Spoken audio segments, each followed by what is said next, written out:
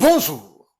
Si nous n'avons pas toujours été en accord avec certaines orientations, un résultat s'impose à tous, indiscutable et convaincant. Celui des infrastructures sous l'ère du président Patrice Talon.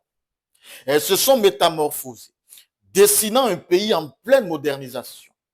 Des routes bitumées, des axes stratégiques réhabilités, des ponts majestueux qui changent le visage du Bénin hideux.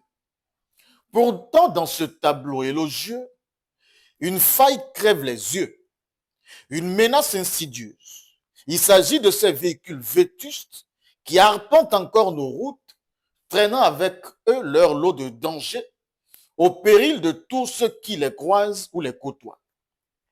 Que valent des routes techniquement irréprochables si elles sont vidées de leur essence par des épaves roulantes? Ces véhicules branlants, parfois âgés de plusieurs décennies, sont un danger public. Moteurs allaitants, freins capricieux, fumée oppressante, ils sont la signature d'un désordre qui compromet la sécurité des usagers. Des pannes à répétition sur nos as, mais aucun matériel de secours à bord. On arrache des branchages à la hâte, souillant les bitumes pour signaler un véhicule sans âme au milieu de la route et dans la nuit. Souvent, briques et feuillages sont à l'abandon sur la chaussée, transformant la route en un parcours d'obstacles. Des véhicules qui s'enflamment en pleine circulation, sans raison apparente. Et pourtant, ces épaves ambulantes, sans même un triangle de signalisation à bord, disposent, par miracle douteux, d'une visite technique à jour. Certes, la première cause des accidents mortels reste l'excès de vitesse, mais elle est loin d'être la seule. Véhicules vétustes, ignorance du code de la route, chargement hors gabarit, conducteurs sans formation.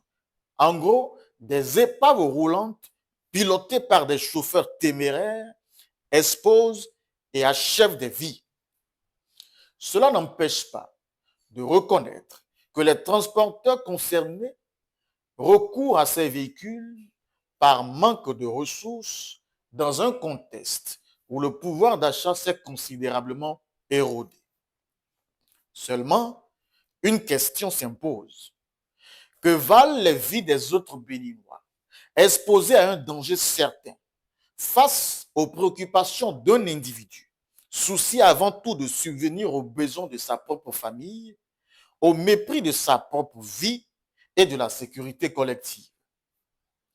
À peine le ministre conseiller Jacques Ayadji avait-il fini de nous appeler à plus de responsabilité qu'à Pobet, un camion branlant qui, au-delà d'être mécaniquement trop vieux pour affronter une pente douce, a eu le triste luxe d'être chargé hors gabarit. À l'arrivée, il s'est soudainement emballé en marche arrière et vous connaissez la suite.